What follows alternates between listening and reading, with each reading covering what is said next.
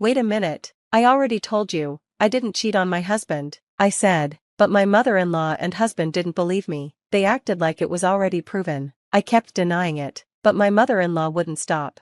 My son is sterile. There's no way you could be pregnant with his child. If you get a medical test, it'll prove you cheated, but honestly, we don't even need that, it's obvious. I tried to argue back, but my own mother slapped me. I looked at my parents, but they just stared at me coldly. My name is Anna, I'm 34 and work in an office. I got married to my husband, William, last year after dating him for a long time. We both work and share house chores, so our life feels balanced. William can cook, clean, and do laundry. I've always appreciated that about him. We were living happily as newlyweds, and I thought this happiness would last forever. From the start of our marriage, I wanted to have kids. In my 20s, I was focused on my career, but as I watched my friends raising happy families, I started longing for a child of my own. However, maybe because of my age, I hadn't been able to get pregnant yet. It was disheartening, but I kept hoping.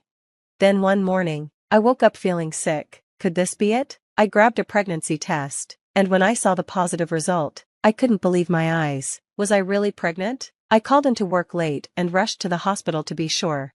The doctor confirmed it. Yes, you're pregnant. I can hear the baby's heartbeat. Congratulations, you're about 3 months along.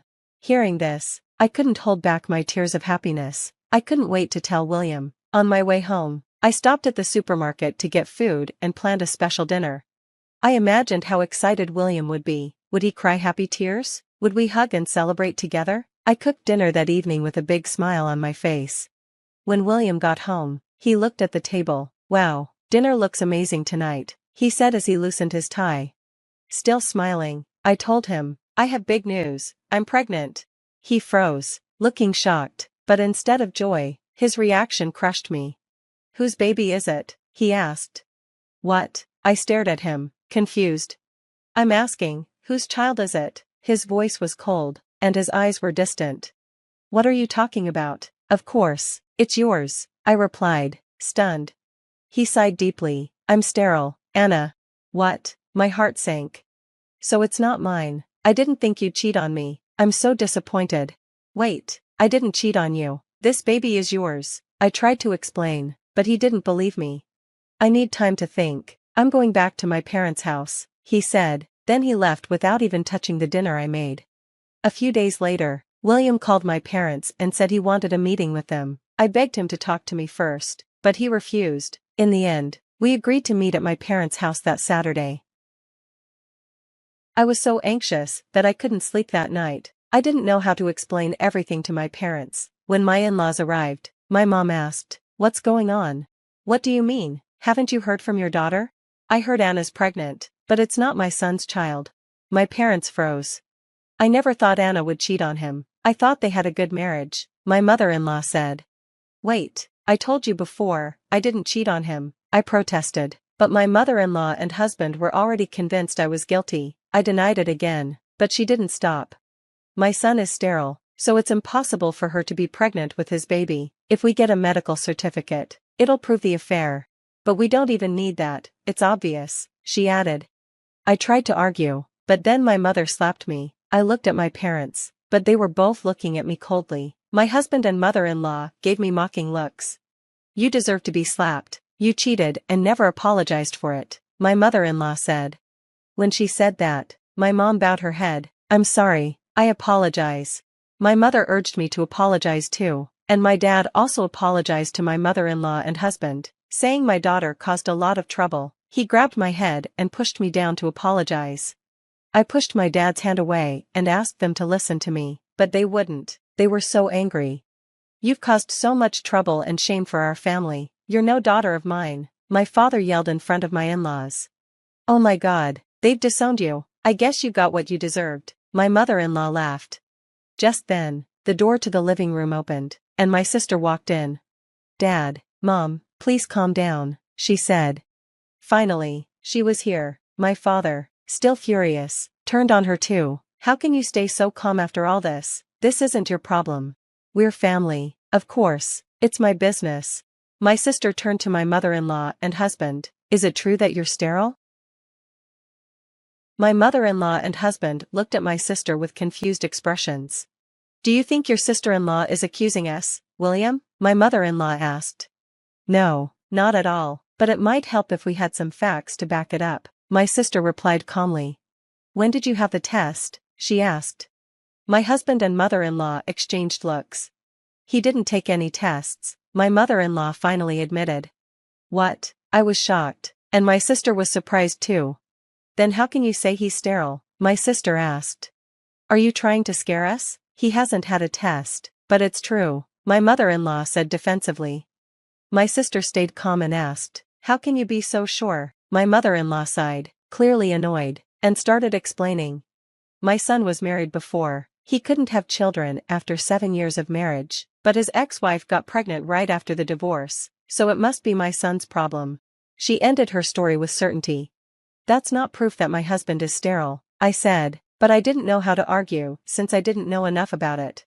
I looked at my sister for help, and she nodded, then spoke again. I understand why you think that, but you can't say for sure he's sterile just because of that. There are people who have kids after 10 years of marriage without fertility treatment. My mother-in-law interrupted. Don't try to lecture me with what you found on the internet. You're not a doctor, so what you say doesn't matter. I thought, she's not even listening properly. I am a doctor, I'm an obstetrician, my sister said flatly. What? My husband and mother-in-law were shocked. It seemed like they hadn't really paid attention to my sister before. I explained this before you all got married. You're just guessing. If you really want to blame my sister, let's get a proper test. I can do it for you at a reasonable price since I'm family. At that, both my husband and mother-in-law looked uncomfortable, but they seemed stuck. If you insist, let's do the test, my husband said, reluctantly agreeing. The test was done, and I decided to stay at my sister's house while we waited for the results. I didn't want to see my husband or go back to my parents' house. My sister tried to cheer me up, which helped me stay calm. A few weeks later, the results came in.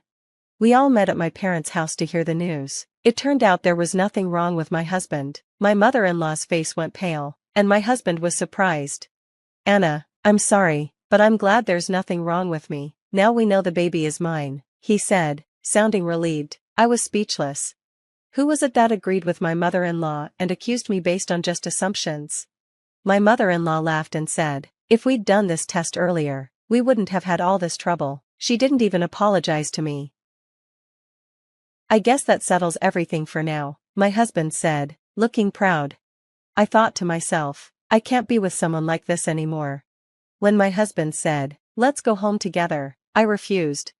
Noticing how I felt, my sister stepped in. I don't think she's ready to go back yet. I'll stay with her.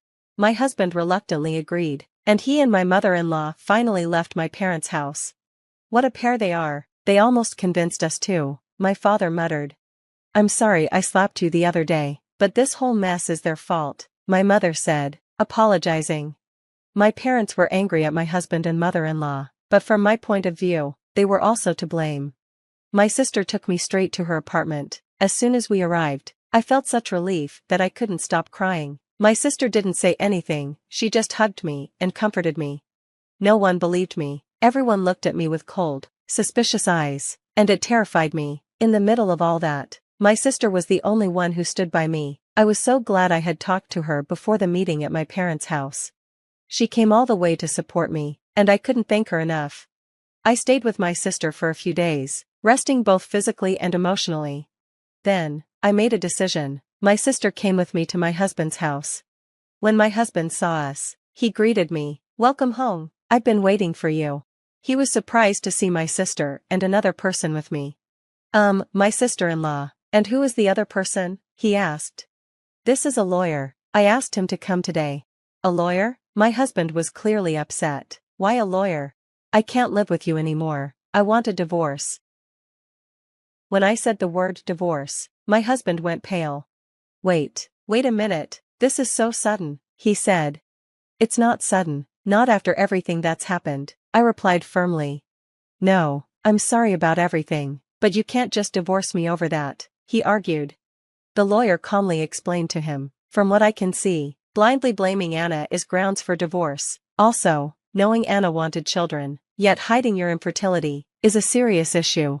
I could tell my husband hadn't expected this. He nodded, looking stunned. With him standing quietly to the side, I packed my things and went back to my sister's house.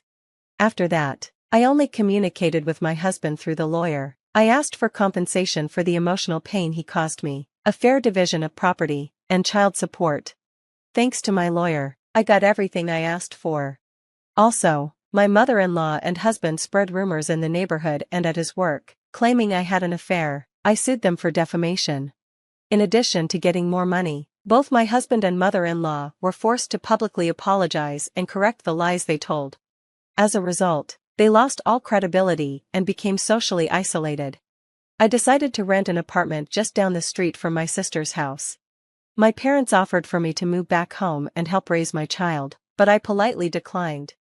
I couldn't let my parents, who didn't protect me when I needed them most, raise my child. My sister also had bad experiences with our parents, who cared more about their reputation than anything else. Because of that, she distanced herself from them as well.